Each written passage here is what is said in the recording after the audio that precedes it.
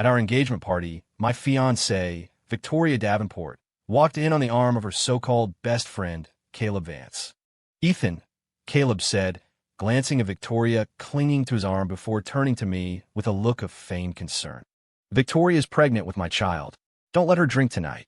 My world short-circuited. It felt like my brain had been struck by lightning. I turned to look at Victoria. Her cool, delicate brow furrowed slightly as she nodded. "It's true. Caleb has a terminal illness. He wanted to leave a legacy, so I'm helping him." My eyes darted around the room. I ripped off my tie and threw it in her face. "Get out." Then I walked onto the stage and announced that the engagement party was off. The wedding was off. As for the reason, I didn't hold back. It was an engagement party, not the wedding, so it wasn't a huge affair. And since I'm an orphan, everyone here was her family and friends anyway, mostly the younger crowd.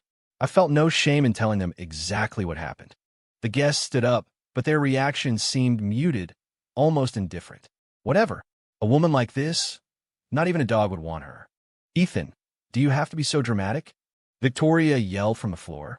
"You show up to our engagement party pregnant with some other guy's kid, and you're asking if I'm being dramatic? This wedding is over." I shouted back into the microphone. I wasn't acting. I was furious. "Huh, you think you're tough?" she sneered. "Let me make this crystal clear. You're marrying me, whether you like it or not." With a flick of her wrist, several security guards moved toward me. I didn't dare fight back. I let them restrain me, forcing me to my knees in front of her. I looked up, trying to call for help, but saw her relatives blocking the exits. "You psycho bitch," I spat, struggling against their grip as she approached. "Slap him," Victoria commanded, her face a mask of indifference. "Slap, slap, slap, slap. I'll do it. I'll marry her," I yelled, spitting blood. "Fine. If a dog wouldn't have her, I would." The moment the words left my mouth, the younger generation of Davenports erupted in laughter. They didn't say it out loud, but I knew I'd never be able to look them in the eye again, because that's all I was to them. The charity case, the boy they raised to be a trophy husband. They only held their tongues out of fear of Victoria's father. The guard stopped hitting me. Victoria looked down at me, a smirk playing on her lips. The Davenports were an empire.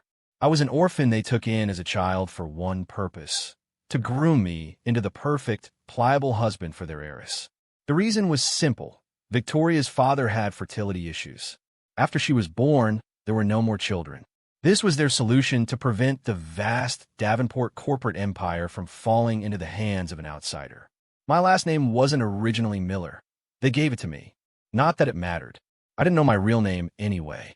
Before they adopted me, I used the surname of the orphanage director. The guards released me. Victoria took a warm towel from a waiter and began gently wiping the blood from my face, acting as if she adored me. "You idiot," she whispered. I was lying. "Use your head. Does Caleb look like he's terminally ill?" I stared at her, stunned. Was this another one of their tests? The Davenports were constantly testing my loyalty. I knew the routine, so that's what this was. They were a powerful family, after all, meticulous in everything they did. "Okay, a misunderstanding. I deserve that beating." "You've been reading too many trashy romance novels," Victoria said, her eyes softening with what looked like pity. I started to mumble an apology, but her next words made my heart stop. "Caleb is the one I love," she said, handing the towel back to a server and placing a hand on her flat stomach. "He loves me, too, but you're the one I have to marry. This baby is a symbol of our love, and I'm going to have it. As for our children, we'll have plenty of time for that. I'll give you 2, so just be a good boy, okay?" "No fucking way." We had known each other for 16 years, since we were 8, and that meant less than the 2 years she'd known Caleb. Did she have to humiliate me like this? "You psycho bitch. You should have just stuck with the terminal illness story." I was on the verge of losing it all over again. But then I saw the icy glint in her beautiful eyes. I backed down. If I didn't, I knew I'd be beaten to death right here. I gave a humiliating nod.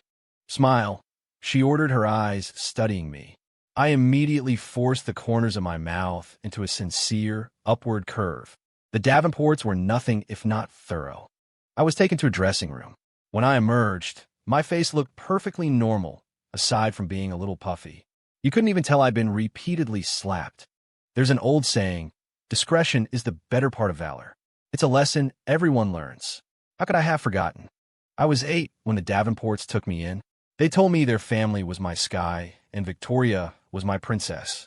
I could never betray them, never let their princess be harmed in any way, and I had to help her with her studies. Everything I had, I owed to them. From that day on, I treated her like a princess. If she told me to go east, I'd never dare go west.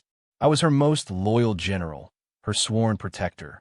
When I was 15, I got a perfect score on my SATs and became a National Merit Scholar. That's when I truly earned the family's deep approval. For college, I got into Columbia, the best university in the state. Victoria got in too, thanks to a hefty donation from her family. That same year, I was officially told that I was her fiancé. I was actually happy, especially since Victoria didn't object. She was, after all, the most beautiful girl I'd ever seen, with an aura no one else could match. We lived together all 4 years of college. Victoria had a killer body and a stunning face, and she was wild in bed. Her only flaw was her demanding, unreasonable personality. When she lost her temper, her words could cut you to the bone. But I never got angry. She was my future wife. If I didn't dote on her, who would? Besides, she was my benefactor's daughter. Her tantrums never lasted long. If you just let her vent, she'd be fine in no time. And there was another important reason. She was not only generous with me, but she slept with me every night. By any measure, I had no right to be angry with her. Plus, aren't all guys supposed to pamper their girlfriends like that? After watching one of those epic historical romance movies, I started seeing her as my one true princess, and I was her loyal knight, sworn to protect her for eternity. But today, I finally understood. Whether we were boyfriend and girlfriend or husband and wife, the chasm between us was uncrossable. I wasn't her knight. In another era, I'd have been nothing more than a servant born into the household, property they could beat, abuse, or even kill at their whim. I knew who Caleb Vance was. He was a graduate student we'd met in our master's program. One of Victoria's buddies she was always hanging out with. God, I'd long suspected I was being cheated on, but I never had proof. I told myself that if I ever found proof, the wedding would be off. There are plenty of ways to repay a debt of gratitude. You don't have to marry into the family. What man could tolerate his wife cheating on him? So today, I stood up for myself, and I quickly got my answer. A man who could tolerate it did exist. It was me. Surprise. I glanced over at Caleb. He caught my eye and gave a small, smug smile. What's it to be so proud of? You're sleeping with my hand-me-downs. That's what I thought, but as I turned away, tears welled up in my eyes. The pain was real. I had genuinely seen Victoria as the princess I would protect for the rest of my life. That's why I was so devastated. Forcing a smile, I stood with Victoria to greet the late-arriving senior family members. To be honest, the only reason I'd had the guts to throw my tie at her earlier was because none of the elders were around. I figured when my fiancé admits to cheating on me right to my face, the least I could do as a man was act outraged. And I wasn't even acting. I was genuinely furious. I knew that no matter what she did, my fate was sealed. But I hoped that maybe, just maybe, my reaction would scare her enough to get rid of the baby. Unfortunately, I underestimated Victoria, and I overestimated my importance to her. This was the Davenport family. Victoria was their princess. And what was I? A parasite living off their wealth. The second Mr. and Mrs. Davenport stood in front of me, I didn't even need them to say a word. I instantly felt myself shrink. My knees went weak. I had the overwhelming urge to kneel. You get used to being a servant. After the party, Victoria, with her arm linked through mine, just as it had been with Caleb's, told her parents she was pregnant. Oh, for fuck's sake. The look on my face must have been something foul. Not only was she forcing me to accept this, but she expected me to raise another man's child. There's a line, and you've crossed it, Victoria. Did you have to humiliate me like this? Mr. and Mrs. Davenport were overjoyed. After congratulating their daughter, their eyes turned to me. I immediately plastered a happy expression on my face. That's right. As you can see, I'm a total coward. The spineless reincarnation of the king of all cucks. I couldn't help but sneak a glance at the beaming Caleb Vance. Fuck. From this day forward, in my heart, Victoria and I were finished. She was no longer my princess. I was done with her. So don't get too cocky, Caleb, because from now on, you're not the one cheating on me. I'm the one cheating on you. After making that silent vow, I had an epiphany. Mr. and Mrs. Davenport were praising me. At first, I didn't hear a word. But now, with my newfound clarity, I was fully back in the game. To wrap things up, Mr. Davenport announced that the wedding would be in 1 month, to avoid Victoria's pregnancy showing and ruining the look of her wedding dress. But I knew the real reason. They were afraid of the media getting hold of a pre-wedding pregnancy scandal. A family like theirs cared about its reputation above all else. Little did you know, Mr. Davenport, what a ticking time bomb your precious daughter has planted. But then, something unexpected happened. Mr. Davenport authorized a wire transfer of $1 million to my personal account. On the spot. Holy shit. I turned to look at Caleb. His expression was complicated. The tables have turned, my dear Caleb. With this $1 million, I'm going to hire the best private investigation firm in the city. And I'm going to do it openly. I'm going to have you watch to see if you're messing around with any other women. The second you step out of line, I'm telling the baby's mother. And then I'm going to cheat on her with you every single day. What are you going to do about it? Get Victoria to kick me out? This is awesome. I felt like I just chugged an ice-cold Coke on a scorching summer day. I was flying. Love? Not even a dog would want it. This is why you can't be one-dimensional when you think about problems. Just look at it from a different angle, and suddenly everything changes, right? I even felt a villainous thrill at the thought of tormenting Caleb. With this realization, seeing the kind faces of my future in-laws filled me with a renewed sense of joy. I went back to my old self, promising them over and over how I would cherish Victoria.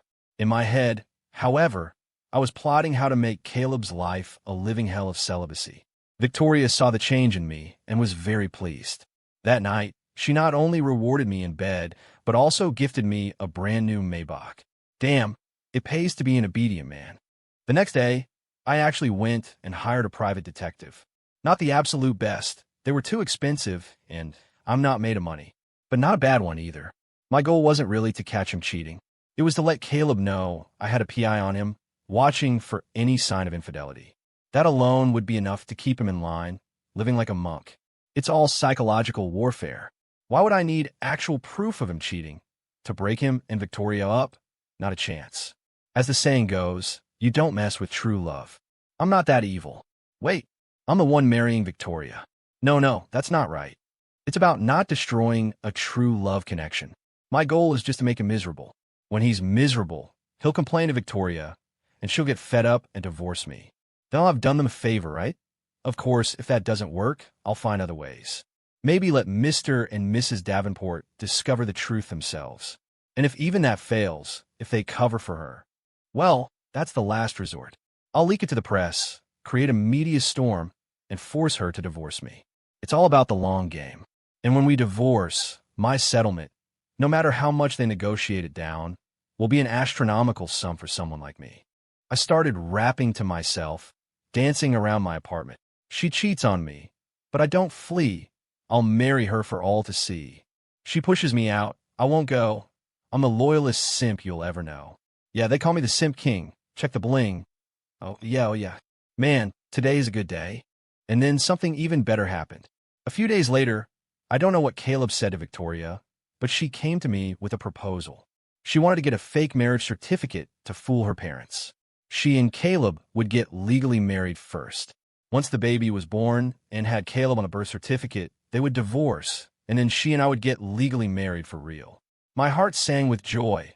My heart ached with pain. How did I keep stumbling into these soap opera plot lines?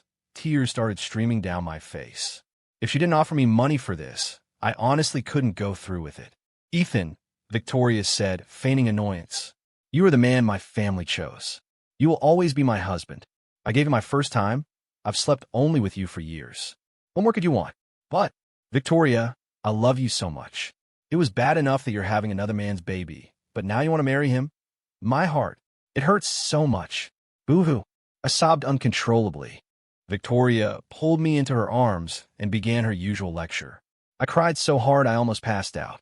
Finally, to give me a sense of security, she gave me a cosmetics company valued at over $100 million, plus a $100 million wire transfer. At that moment, I was a mess of emotions. Am I an idiot? Why did I act so tough that day? Why did I throw my tie at her? What is love even worth? If I had just started crying from the beginning, I would have gotten so much more than $1 million in a car. Ethan, you fool. And you got a beating for nothing. The next day, Victoria took me to sign the ownership papers for the company. The day after that, I insisted we go to the bank to have the $100 million transfer notarized. I even paid the 20% gift tax on it. Ill-gotten gains must be taxed. After all, Victoria was suspicious, thinking I was up to something. What could I possibly be up to? Where else could I make $200 million? No, more than that, as a salaried employee. Don't get me wrong, even though I was groomed to be the perfect son-in-law, I was actually broke. I only got a pathetic $100,000 monthly allowance. I was practically destitute. I told her tearfully that I'd been binge-watching shows about corporate takeovers and treacherous family dynasties, and I was terrified that one day she'd leave me and take everything back. Victoria was delighted. I could tell she loved this dynamic, this feeling of managing her own little harem. Too bad she's a woman. Wait, who says a woman can't have a harem? We live in an age of equality. Besides, historical figures from all over have set a precedent. All you need is money and power. Gender doesn't matter. Damn, a light bulb went off in my head. I immediately told Victoria that I'd hired a PI to follow Caleb and catch him cheating. I had to get this on the record with her. Why? Because I was now dealing with Victoria, the modern-day debauched empress. I had to be completely transparent with her. No secret motives. As expected, her brow furrowed. I explained, I'm either at home or at the office. You know me. I would never do anything to betray you or the Davenport family. But Caleb, who knows? He wasn't raised by your family for childhood. What if he's only after your money, not your love? I put a little extra emphasis on raised by your family from childhood. Victoria glanced at me and fell silent. He and I are different, I continued. In another time, I'd be considered part of the household staff. The Davenport family is my family. Besides, your dad chose me to be his son-in-law. I have no reason to be after the family's money. Even if I were, what would I do? Buy a nice car or better clothes? That's pocket change. If I were to buy a house or invest in property, it would all still be under the Davenport name, wouldn't it? You, me, and the family were a single entity.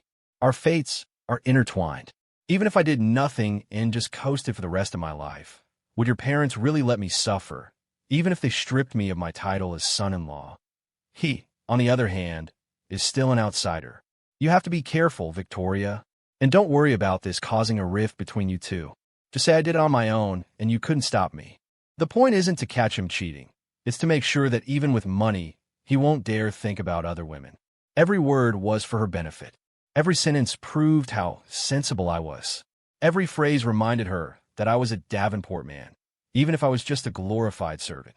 Of course, even if she said no, it didn't matter. To me, she was now just a friend with benefits. After a moment of thought, Victoria nodded. Ethan, you're not just my husband. You're my family. Wait for me. Your princess will return to you. I knew my words had hit home. I said softly, I'll wait for you, even if it takes 1,000 years. I looked at her with eyes full of love, but inside I sighed. When I was 8, they told me she was my princess. After we got together, I thought she was the beautiful, kind, talented princess from the movies, and I was the brave knight sworn to protect her. Turns out she was a hedonistic, debauched empress. How tragic. And when I said I'd wait 1,000 years, I meant it. No one lives that long. She asked for the PI firm's credentials and reviewed their case files. She wasn't satisfied. She not only hired a more professional team, but also put up a $10 million bounty. Whichever team caught Caleb cheating would get the money. Furthermore, she had the finance department put the monthly fees for both teams on the company payroll, paid to me as a salary. I was winning so hard it was ridiculous. Empress, Schmempress. At this point, I had no way of escaping the Davenport control. My only path was to keep her happy and use her to build my own capital. In the future, Caleb, you could be the one to serve this empress. During the month leading up to the wedding, I made Caleb's life a living hell. He was so paranoid, he'd keep a 6-foot distance from any woman he spoke to. It was hilarious. Victoria, meanwhile, was too busy with wedding preparations to see him, and with her parents home, she had no opportunity anyway. After the wedding, I knew the next step was the honeymoon. I told Victoria, with utmost sincerity, that I hoped our honeymoon could be truly ours. As I said it, tears welled up in my eyes. If I ever went into acting, I'd be a shoo-in for an Oscar. Hey, I could become an actor. With my skills and the Davenport family's resources, getting famous would be easy. More importantly, it would be the fastest way to raise my public profile. That way, when I finally made my exit, I wouldn't have to worry about the Davenports trying to get rid of me. I didn't know if they were capable of something like that, but there are a lot of desperate people in the world, and the one thing the Davenports didn't lack was money. You have to protect yourself. Fame is a powerful shield. As my mind raced, Victoria suddenly pulled me into a hug, my face smashing into her chest. I actually know Victoria very well. She has a terrible temper and a domineering personality, but she's fiercely protective of her own. And having lived with the Davenports for so many years, I was, for all intents and purposes, one of them. As long as I didn't push back, I had an advantage over Caleb that he could never hope to match. I laid on the sweet talk a little more, and my empress readily agreed. She promised it would be just the two of us on the honeymoon. Caleb wouldn't be anywhere in sight. What I didn't expect was that Mr. and Mrs. Davenport would be the ones to veto the honeymoon. The main reason was Victoria's pregnancy. They were afraid of complications. And just like that, Caleb started appearing in my life more frequently. He even got a cushy job at the Davenport Industries headquarters. It didn't matter much. In my mind, he and Victoria were the real couple. After all, her marriage certificate was with him, and the baby in her belly was his. Victoria and I were just roommates who slept together. The only thing that disgusted me was the way he'd always give me this little smirk, this knowing look. Dude, I'm the one cuckolding you, not the other way around. Fuck. Thankfully, our home was off limits to him, so at least I didn't have to deal with his crap there. After the spectacle at the engagement party, the younger Davenport cousins started treating me with even more disdain. If it weren't for the fact that I was married to the daughter of the family patriarch, I'm sure my life would have turned into one of those melodramatic TV shows. Whatever. All I cared about now was making money. Contempt, drama, knowing looks, none of it meant a thing to me. Victoria and Caleb, that toxic pair, couldn't touch me. I had another epiphany. All those petty ideas about making Caleb live like a monk, about it being me cuckolding him, they all vanished. What was the point of winning those little battles? The only thing that mattered was strengthening myself. Once I was free of the Davenports, I could find my own epic love story, my own true princess. This empress, not even a dog would want her. In the following years, I juggled my burgeoning acting career with learning the ropes of managing the corporation under Mr. Davenport's tutelage. At first, Mr. Davenport was against me becoming an actor. I explained to him that personal brand value could drive corporate value. If I became a major celebrity, the public's awareness of Davenport Industries would skyrocket. At the very least, we'd save a fortune on advertising. Businessmen always listen to the bottom line. After I laid out the value proposition, he agreed. Davenport Industries had its own media and entertainment subsidiary. With that backing, becoming a star was almost too easy. In just 5 years, my social media following surpassed 100 million. I was also promoted to president of the corporation. I was granted 6% of the company's shares. Victoria only had 2%. Mr. Davenport had been grooming me for this all along, and I worked my ass off. During one Black Friday event, a single live stream I hosted generated over $3 billion in sales. Who else was he going to give the presidency to? I was his hand-picked son-in-law and, in name, the father of Victoria's child. Who else was he going to give his shares to? Caleb. Fuck that. He'd have his legs broken. 2 years ago, Victoria got pregnant again, this time with twins, a boy and a girl. She claimed they were mine. I acted as happy as a kid on Christmas morning. Bullshit. Does she think I can't read a pregnancy test and do basic math? I was in Europe chasing women for a solid month when she conceived. How the hell did she get pregnant with me? But it wasn't worth getting angry about. We weren't legally married anyway. For the past 5 years, I hadn't asked a single question about her sordid affairs with Caleb. I poured all my energy into work and my own dating life. I had conquered Davenport Industries from top to bottom with my own merit. No one dared to look down on me anymore. Caleb couldn't even get a meeting with me now, let alone give me any of his knowing looks. This year, I turned 30. I decided it was time to give my real princess the life she deserved. Yes, I had found her. Her name was Grace Lee. She was 22, a direct descendant of the actual Eat dynasty of Korea. How cool is that? In another era, she would have been a real princess. And she looked uncannily like the actress from that epic romance movie I loved. Her status, her looks. The moment I saw her, I knew she was the princess I had been waiting 2,000 years for. No, wait, the princess I'd waited for in my dreams. Ugh, whatever. The moment I saw her, I knew she was the princess heaven had sent me, and I was her knight. We first met 2.5 years ago at an AI product showcase hosted by MIT. It's more than just a university. It's a global hub of innovation. She was a sophomore, and one of the feature products was her creation. She was so far beyond where I was at her age. Back in college, after my first time with Victoria, I'd spent 4 years exclusively researching human biology.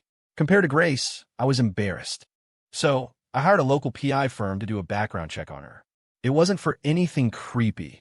I just believe in knowing your opponent. Even if she had a boyfriend, I was prepared to fight for her. The results were better than I could have imagined. Her parents were Korean American. She was born in the States. They were programmers and entrepreneurs, also specializing in AI. They had built cloud computing infrastructures and AI algorithm libraries, making significant contributions to e-commerce, finance, and logistics. They were titans in their field, and to top it off, they were both MIT alumni. Talk about a perfect gene pool. The whole family was brilliant, and Grace, dedicated to her research and studies, had never been in a relationship. Plenty of guys had pursued her, but none were on her level. Those who were just as focused on their work. Her relationship history was a blank slate. For an old hand like me, this was a done deal. I'd been learning how to appease Victoria since I was 8. I had a PhD in relationships. Winning over a rookie would be a piece of cake. We'd have 2 kids, one to go into business, the other to continue her AI research. It would be perfect. After much thought, I founded a company that aligned with her parents' expertise and the current market trends. I offered them a fortune to bring their team on board. Just like that I was in. For the next 2.5 years, I flew back and forth to the U.S. constantly. It took me 2 full years to finally win Grace over. This rookie was a tougher nut to crack than I expected, but my persistence paid off. It was during this time that Victoria told me she was pregnant with my children. I have no idea how she could say that with a straight face. She conceived during a month when I wasn't even in the country. She really had no shame when it came to messing with me. I grew to despise her more and more. The love I once had for her as a teenager had long since vanished in a thin air. My heart belonged only to my princess, Grace Lee. I told Grace and her parents everything about my marriage to Victoria. I did tell one small, harmless lie, that I hadn't touched Victoria in years. The truth is, I really didn't want to. She disgusted me, but I couldn't just stop sleeping with her. Every time I went home, I had to act like a man, starved for affection. A normal guy has needs, after all. I couldn't risk making her suspicious before my wings were fully grown. So, I just tried to go home as little as possible. Luckily, I was genuinely busy. Now that Grace was pregnant, I decided it was time for us to get married in the U.S. I was no longer worried about the Davenports trying to get rid of me. Businessmen are pragmatic. Victoria now had children, 2 boys and a girl. Regardless of who their biological father was, Mr. Davenport had his heirs. As long as I continued to work for the family, Davenport Industries would remain stable and would, under my leadership and influence, continue to thrive. Mr. Davenport would understand the cost-benefit analysis better than anyone. Victoria's own uncles told me as much. When the other Davenport family members saw how quickly I had risen, how a single one of my live streams could generate more profit than their annual dividends, they immediately spilled the beans about what happened at the engagement party to the family elders. Those elders then rushed to pledge their allegiance to me. I didn't mind sharing a piece of the pie with them, as long as they had my back when I needed it. I even invited them to my wedding to Grace in the U.S. as my family representatives. After all, I had lived with them since I was 8. They had every right to be there. I also needed to show them that no matter what happened, they would always be my family. They were, of course, thrilled. While their individual shares in Davenport Industries were small, when combined with mine, we had enough to challenge Mr. Davenport's authority. This hammered home the meaning of the phrase, businessmen are pragmatic. In the face of absolute profit, what is family? Of course, I was no longer afraid of Victoria sicking her bodyguards on me. I wasn't the same person I was 5 years ago. If she wanted to hit me or humiliate me now, she'd have to seriously consider the consequences. My wings were finally strong, but it wasn't enough. Even with the other shareholders' support, I had to be careful. While Mr. Davenport still trusted me completely, I needed to ensure that more than half of the executive team at Davenport Industries were my people. Another 2 years passed. After Grace had our son, I went home even less. For the last 6 months, I hadn't been back to the house I shared with Victoria at all. Any free time I had, I spent in the U.S. with my new family. When I was in the country for work, I stayed at the corporate apartment or traveled to regional offices. Whenever she called, I always had a perfect excuse. The other shareholders would even cover for me. Not even her father could find fault with my work. I now had, if not 100%, at least 70 to 80% control of the company. At this point, even her father couldn't touch me. I could play her just as she had played me. The tables have turned, my dear. Answering her daily calls and occasional video chats was the absolute most I could do. Ethan, Caleb, and I are divorced. Let's go get our marriage certificate, Victoria said over the phone. What? You guys were married for 7 years. What happened? I asked, my voice full of the disbelief of a friend hearing shocking news. Grace, who was playing with our son on the floor, froze. She looked up at me, her eyes wide as saucers, and mouth, "Who?" I showed her my phone screen. Her mouth formed a perfect O. She dropped the toy, scrambled to find a pen and paper, and then gestured frantically for me to put the call on speaker. I gave her a solemn nod and hit the speaker button. On the other end, Victoria paused for a long time before replying. It just wasn't fun anymore. I realized my initial reaction was probably a mistake, but I was genuinely curious. I was dying for this gossip. And besides celebrity news, my wife's greatest passion in life is gossip. My mind went into overdrive, trying to get back into character and find the right words to coax the story out of her. I took a piece of cantaloupe Grace handed me, adjusted my tone, and said pitifully, "Sigh, Victoria, you told me that after the kids were registered, we'd get married. I've waited 7 years. 7 years. Do you have any idea what these 7 years have been like for me?" Ahem. I choked on the melon. Grace, ignoring my plight, scribbled furiously on the notepad. Get to the point. When did they divorce? Was it amicable? How was the money split? Who got the kids? I pushed the notepad away, giving her a look that said, "You don't get it. Let me handle this." Grace truly didn't understand Victoria. If you ask for the gossip directly, she'll shut down. You have to play the victim, be subservient, and gently guide her. Victoria's voice came through the speaker. "I'm sorry, but I knew you'd wait for me. You said I was your princess, and you were my knight. You said you'd wait 1,000 years. Ethan, I'm back now, and I'll stay by your side forever. I swear, I'll never leave you again." Her voice cracked with emotion. She must have thought I was crying earlier. Fuck, I'm a grown man. How could I? I yelped as Grace pinched me hard under the table. The title of princess was now her exclusive property in my eyes. I never should have taught her English. Well, 7 years. They say every marriage has a 7-year itch. I can't believe you two didn't make it. What a shame, I said quickly, trying to cover the noise on my end.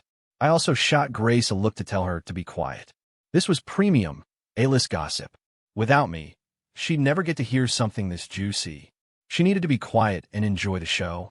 Victoria wouldn't be saying things like this unless something truly awful had happened with Caleb. The fire of my own curiosity burned even brighter than Grace's. A shame. He was after my money.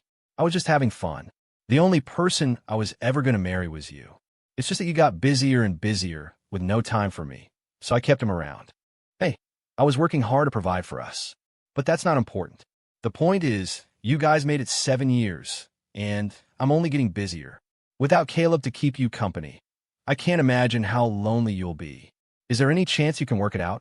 Tell me the real reason. I'll help you analyze it. What are you trying to say? Victoria's voice was laced with anger. Nothing. I just want to know why you broke up. If it was Caleb's fault, you tell me, and I'll make sure he never even thinks about betraying you again. I was betting that he had cheated and she caught him. Ethan, you are my husband. Caleb was a pet I kept. Are you suggesting I shouldn't have broken up with him? She said, each word dripping with fury. No. Then why are you trying to get us back together? Do you really not care at all that I was with him? No. Don't be ridiculous. Then why does it sound like you don't want me to divorce him? And why haven't you been coming home? She asked, her tone shifting to suspicion. Oh, Victoria, you're being silly. I just want you to be happy. What man wouldn't care about his wife having a lover on the side? But I have to work to provide for this family. I don't have time to be with you, and it kills me. But with Caleb there, he could take care of you, love you. That made me feel better. And you've been happy all these years, haven't you? As long as you're happy, that's all that matters. Who cares if I come home? As long as the money comes home, right? I was getting annoyed. Victoria was disgusting. I was losing my appetite for this gossip. Ethan, are you planning on leaving me? Tell me the truth, Victoria demanded, her voice serious. Of course not. I'm just really busy. Davenport Industries' profits are up 300%, and my AI company just went public. I have to stabilize things. Let's talk about you and Caleb. You divorced him, and he didn't fight you for assets. I saw Grace's eager eyes and tried one last time to steer the conversation back. Is there no one else at the company? Do you have to do everything yourself? I think you're trying to leave me. Ethan, on our engagement day, I had my bodyguards. Stop. Just stop. I interrupted, my patience gone. Being slapped in public by her guards on our engagement day was a humiliation I would never forget. For 7 years, I couldn't erase it from my memory, and now she dared to bring it up? The Davenports paid to raise me. Your father is my mentor. I forgot about that incident a long time ago. Now that he's entrusted the company to me, I have to be hands-on. Victoria, let's drop the other stuff. Just tell me the truth. Did you catch Caleb cheating? Otherwise, there's no way he would have left so quietly. This was my last attempt. She was being so evasive, talking about everything except what I want to know. I gave him some money. Ethan, I feel like your attitude towards me has changed. You run the company now. Are you really planning on leaving me? Impossible. Absolutely impossible. You have a child with him. How could he just divorce you so easily? I was tired of this back and forth. I asked my question directly. She could answer or not. I genuinely didn't believe a social climber like Caleb would be bought off with just some money. Unless Victoria gave him an astronomical sum. She couldn't have given him the same deal she gave me. $100 million in a company, right? This spendthrift. Thank God we weren't legally married. It was her own dividend money she was spending. There was another long pause on the line. Then, in a strained voice, she said, "The children are yours. What do they have to do with him?" I know, but the first one is his. How much did you give him? I sneered internally. None of the 3 kids were mine, and she was still lying to my face. The first one is yours too. I said he was the father to keep him hooked. You were the only man I could ever marry, the only father to my children. Honey, come home soon. Let's go get our marriage certificate. I was speechless. This woman was unbelievable. She couldn't just give me a straight answer, could she? Not only were all 3 kids supposedly mine, but now she dared to call me honey? I hung up. If you won't tell me, I'll find out myself.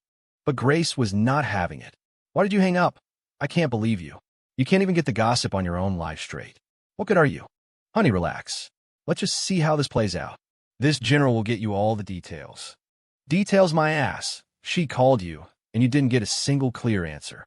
Sigh, this Victoria? She's a pro, tight-lipped. But hey, I've got some other gossip for you if you're interested. Grace's eyes lit up instantly. Yes. I popped a piece of cantaloupe in her mouth and ran off. Victoria's call came in again. I blocked her number. This empress? Not even a dog would want her. Soon after, she began bombarding my social media accounts. I glanced at the messages, a stream of vitriol. Truly vile stuff. Block, block, block. I went back to teasing my wife. We didn't stop until our son, neglected for too long, started wailing. My son has his mother's last name, Lee. His first name is Forrest. I chose it, inspired by the idea of a quiet, peaceful life. Grace complained about it, saying there were so many better names. I think she should be grateful I didn't name him 9. But one of the best things about Grace is that no matter how much she disagrees, she always supports my final decision. My princess is a beautiful, kind wife. Honestly, I thought about taking her last name too. A whole family with the same last name. Wouldn't that be nice? But I was afraid that after this whole mess with Victoria blew up, people would call me a spineless opportunist. I'd been a servant for too many years. It was a painful memory. And what the hell did Caleb do to make Victoria willing to divorce him? He must be an idiot. It seemed the countdown to the explosion had begun. Sure enough, the next day, Mr. Davenport called me, asking what was going on between Victoria and me. I told him everything. He fainted on the spot. Mrs. Davenport called shortly after, telling me to come home and that they would give me a proper explanation. Go home? Not a chance. I was never setting foot in that house again. Knowing Victoria's temper, if she couldn't order me around anymore, she might just try to stab me. Getting stabbed was the least of my worries. I'd been training my whole life to be her knight, and my self-defense skills were solid. But I was afraid she'd try to poison me. You can't defend against that. One little mistake, and it's game over. So no, I was not going back. The next month was chaos for the Davenport family, and I was in America, enjoying life with my Grace. There was another important matter. My AI company went public in the U.S., and for the first month, the stock hit its upper limit every single day. I was making an insane amount of money. It was my company, solely owned by me. I thank my lucky stars again that I never legally married Victoria. The divorce settlement would have been excruciating. My relationship with the Davenport uncles grew closer. They told me it had been confirmed. None of Victoria's 3 children were Caleb's. Following my advice, Victoria had gotten a prenup before marrying Caleb. To prove his true love and show he wasn't after the family money like I'd suggested, Caleb hadn't taken a dime from Victoria in 7 years, aside from his job at the company. He'd even paid for the children's expenses and for Victoria's boy toys. They divorced because Victoria felt I was slipping from her control. She was bored with her games and wanted to return to the family. She told Caleb the twins weren't his. After getting a paternity test, he nearly lost his mind. He demanded $300 million or he'd go to the press. In the end, Victoria produced a file, either forged or real, of his corporate crimes, threatened him with it, and had one of his legs broken. The matter was settled when she promised not to press charges and let him keep his job. The money she'd mentioned was for his medical bills. Damn, Victoria was ruthless. As for the 3 children, Victoria now claimed they were all mine. The first was a natural pregnancy, she said. She and Caleb had conspired to lie to me just to see the look on my face when I found out the baby wasn't mine right before our wedding. When I acted like the same gullible coward, they decided to up the ante just to see how much I could take. The second and third children were conceived via IVF using my sperm, which she had done specifically while I was out of the country to make me suspicious. She told me they were mine, and told Caleb they were his. Caleb believed her, of course, since I wasn't around. He thought he and Victoria were playing me, that he would eventually become the true son-in-law of the Davenport family. In reality, he was the one being played all along. My status and Caleb's were fundamentally different. I may have been adopted, but I was a true member of the Davenport family. Victoria and I grew up together, lived together for years, and I was her first. We might not have had much romantic love, but there was a deep familial bond. Why else would she always insist I was the only one she would ever truly marry? By her logic, I could never escape the Davenports. When she was done playing, even if the sky fell, I would have to be there to clean up the mess. And now that she was claiming all 3 kids were mine, how could I refuse? She had it all figured out. That's why she could be so reckless, right under her father's nose. I couldn't understand how a man as brilliant as Mr. Davenport could raise such a sociopathic daughter. When did she become so twisted, taking pleasure in manipulating people's lives? If I hadn't become powerful on my own, I would have been trapped for good. I got in the full story, but it was so explosive, I didn't dare share with Grace. I was afraid she wouldn't be able to handle the idea of suddenly having 3 stepchildren. Victoria was now desperately trying to get me to come back and do a paternity test. No way in hell. You could kill me, and I still wouldn't do it. Whether she was lying or not, I refused. Mr. Davenport didn't contact me. The uncles must have played a significant role in that. I invited all the uncles to my home in America. Ethan, I remember you were only 8 when you first came to our family, right? One of them, Mr. Sterling, asked as they all sat in my living room. I nodded quickly, refilling his tea. Yes, Uncle Sterling was there when you came to pick me up from the orphanage. I still remember. Oh, you remember that? Your father and I visited over 100 orphanages. The moment I saw you, I knew you'd bring a new era to Davenport Industries, lead it to new heights. He then turned to the others. See, I was right. The others nodded in agreement, showering me with praise. They told me to stay in America, to focus on my newly public company, and that they would handle the mess back home. As they were leaving, they made a point of telling me that while work was important, I had to take care of my wife and child.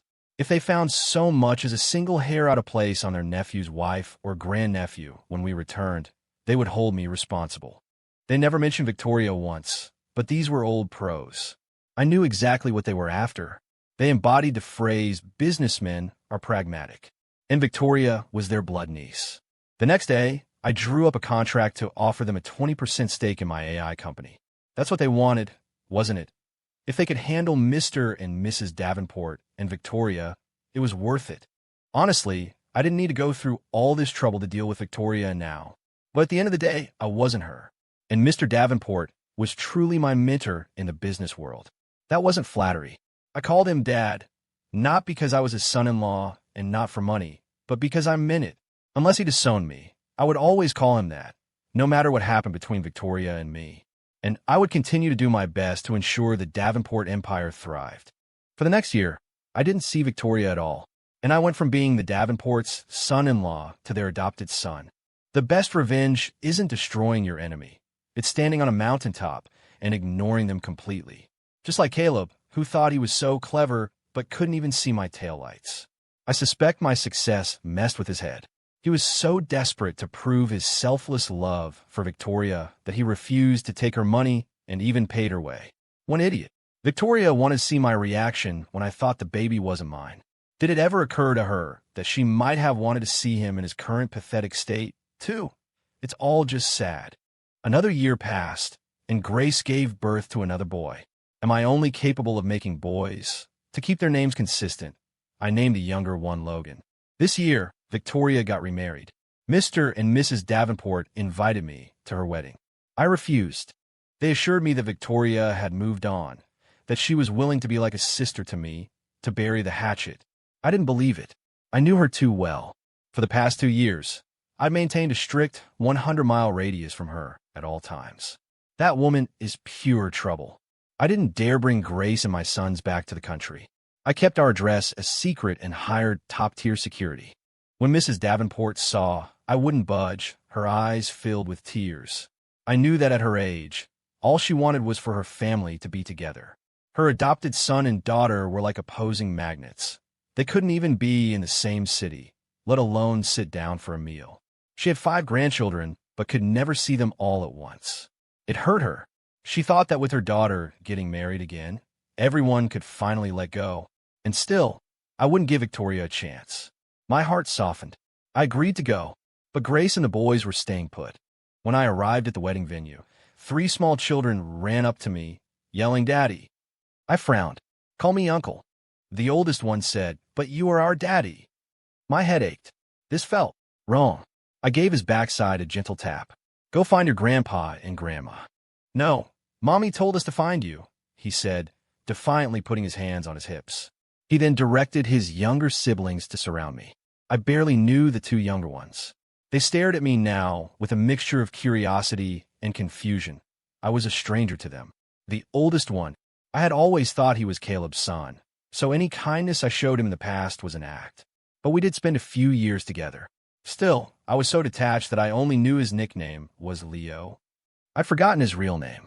I picked him up, handed him to my assistant, and easily broke through their little blockade. "Ethan," a familiar voice. I turned. It was Victoria. She wore a long black dress with a pale blue shawl, her hair in crimson waves. With red lips and sunglasses, her face looked impossibly small. She still had that arrogant air about her. She hadn't changed, even after 3 kids. My heart tightened. I wanted to pretend I didn't know her, but she took off her sunglasses, her eyes swimming with tears. I froze. I had never seen the ever-powerful Victoria look so broken. My mind was in turmoil. Memories of our good times flickered through my head, but they were quickly shattered by the pitter-patter of little feet as the children ran to their mother. "Congratulations on your wedding," I said. "Long time no see," she said at the same time, her voice trembling. "Yeah," I nodded, gesturing for her to go on ahead. Victoria didn't move. She just stood there, letting her children pull at her, her gaze fixed on me as tears streamed down her face. She was making me look like the bad guy. HSS. I took a deep breath, made a familiar, habitual gesture, and turned to leave. To be honest, I was upset. I thought I would be completely numb seeing her again. I hated her so much. Every time I remembered the humiliation, it felt like a slap in the face. I wiped my face and pulled out my phone to video call Grace. "Ethan," Victoria shouted from behind me. I turned back. "I just want to ask you one thing," she said. "Did you ever love me?" I paused, then turned fully. "We had a past, but now we have separate futures. Victoria, we can't go back." I did love her. I loved her so much. But after being with Grace, I realized that only a mountain can understand another mountain.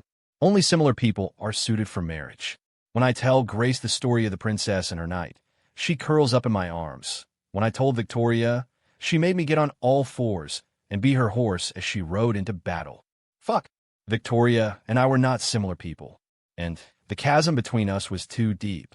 I could never forgive her, not even if all 3 children were mine. With that, I turned and walked away without looking back. I could hear her heartbreaking sobs, but all I wanted to do was wish her, with all the sincerity in my heart, "Congratulations on your wedding."